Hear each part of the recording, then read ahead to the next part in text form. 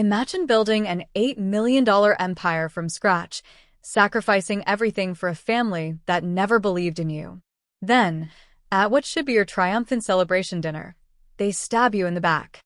"We've given your shares to your sister," my father said with a smirk. "You can always make more money." "She can't." In that moment, my world shattered, but it was also the spark that ignited my ultimate revenge. This is Cassandra's story of betrayal, resilience, and sweet comeback. If you've ever been stabbed in the back by those who should love you most, drop a comment below telling me where you're watching from. Hit that like button if you're ready for this roller coaster, and subscribe with notifications on so you never miss another Reddit revenge tale. Let's dive in. I never thought my greatest success would come from my deepest pain. My name is Cassandra, and at 35, I had built SyncFlow, an $8 million tech company, from absolutely nothing. No handouts, no safety nets, just blood, sweat, and endless nights coding in a cramped apartment. I did it all to lift my family out of the financial holes they'd dug themselves into. But they never saw me as the hero. To them, I was just the reliable ATM. Little did they know, their betrayal would teach me the true meaning of family and how to protect what's mine. Growing up in a rainy Seattle suburb, the gloom outside mirrored the chill inside our home. My younger sister, Stephanie, 3 years my junior, was the undisputed star. Her fake tears and dramatic pleas had my parents, Howard and Janet, eating out of her hand. While she got lavish praise for barely passing grades or a half-hearted dance recital, my straight A's and science fair wins earned me a quick, "good job," before the conversation shifted back to her. Dad was a serial entrepreneur, flitting from one failed business to another, imported rugs 1 month, organic snacks the next. Each flop left us scraping by, with him ranting about how the system was rigged. Mom, anxious about every penny, clipped coupons obsessively but splurged on Stephanie's whims.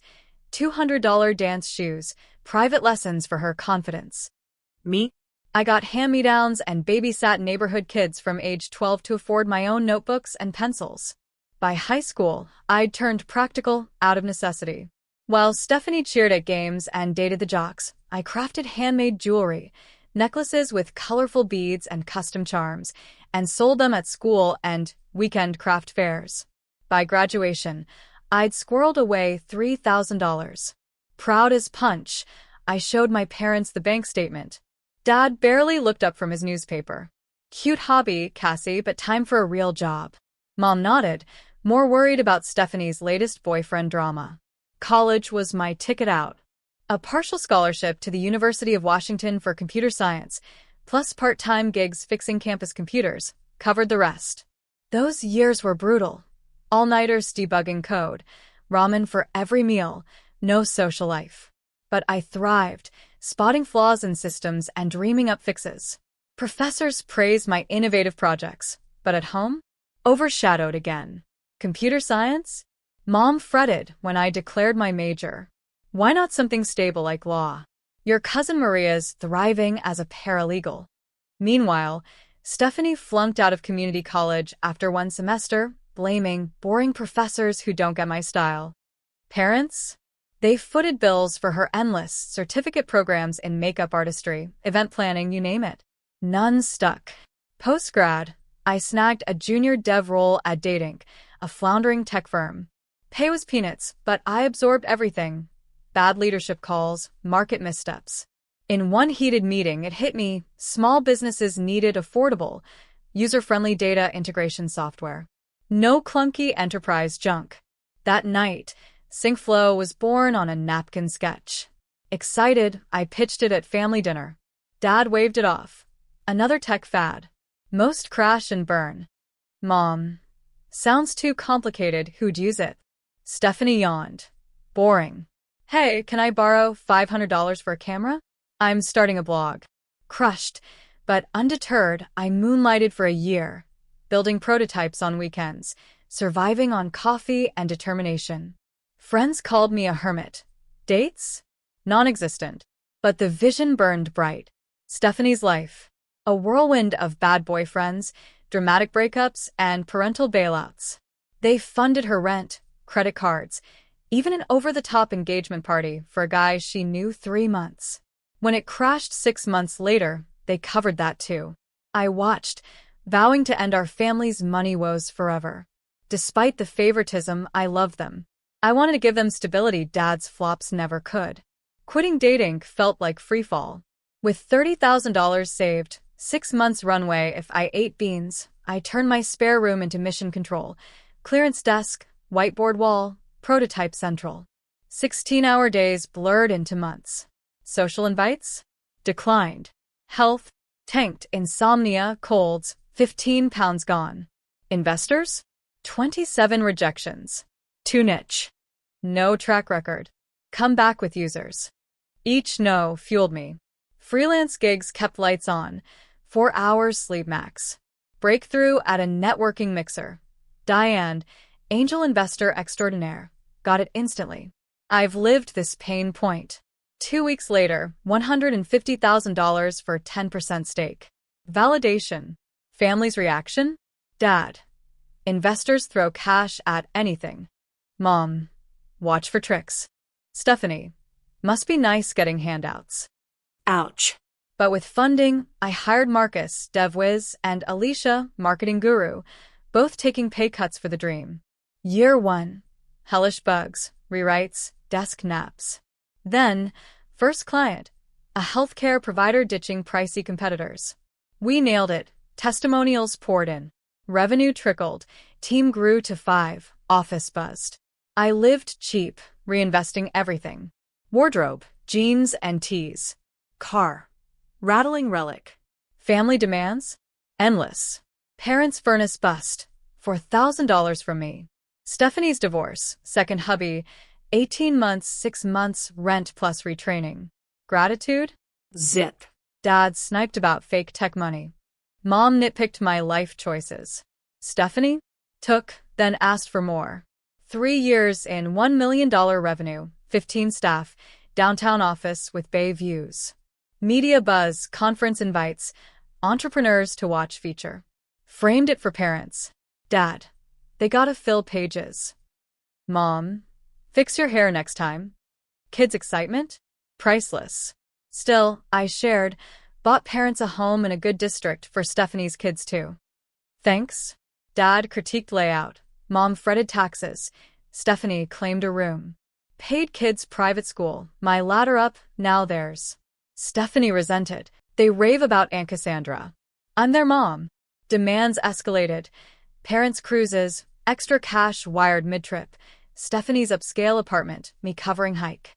Dinners. My wins downplayed, their emergencies spotlighted. 5th year, $8 million valuation, 40 employees, 3 offices, big-name clients. VCs begged. Acquisitions declined. I built this. To secure family, I gifted shares. Parents 5% each, Stephanie 3%. Lifetime dividends. I explained, mentoring Stephanie. She bailed after 2 weeks. Hoped it'd connect us. For celebration, Canlis, Seattle's finest private room, champagne. Shared milestones, sales up 70%, Forbes feature, Microsoft talks. Valuations $8 million, your shares doubled. Dad pulled papers. We've transferred our shares to Stephanie. She needs them more. World spun. You can always make more. She can't. Stephanie smug, Mom placating. You're capable. Betrayal crystallized, planned, with docs at dinner. Calmly. Is that so? Left, paid bill. Tears in car. Reviewed bylaws all night. Protections I'd built. Withdrew $800,000 personal investment, mine, not company's. Dawn. Plan set. Attorney Patricia. Transfer invalid. Right of first refusal, loyalty breach. Investors backed me. Diane pledged funds.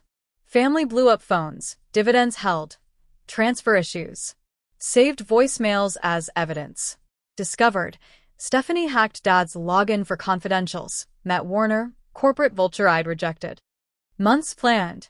Confronted at my condo. Patricia present. Laid bare. Breaches Warner plot. Stephanie confessed.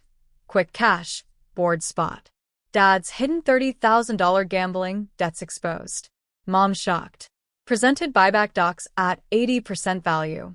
Sign or court. They signed, defeated. Board approved restructure.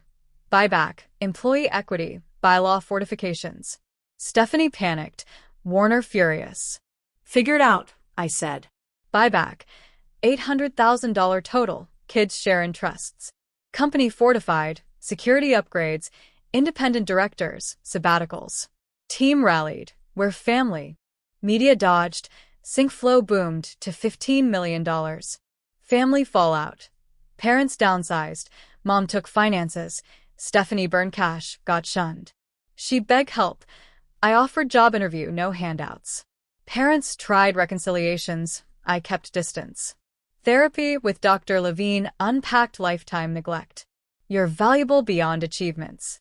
Built chosen family, friends, mentors. Met Julian. Married surrounded by true support. Foundation launched 27 women-led startups. SyncFlow? $30 million strong. In the end, their betrayal freed me. I rebuilt not just a company, but a life of authentic connections and self-worth. The lesson? Your value isn't in others' eyes. It's in your truth. Betrayal doesn't define you. Your comeback does. Family is choice, not blood. Has betrayal ever fueled your comeback? Share in the comments. Your story might inspire someone. Like if this hit home. Subscribe for more Reddit revenges and hit the bell. Thanks for watching. You're part of my chosen family now.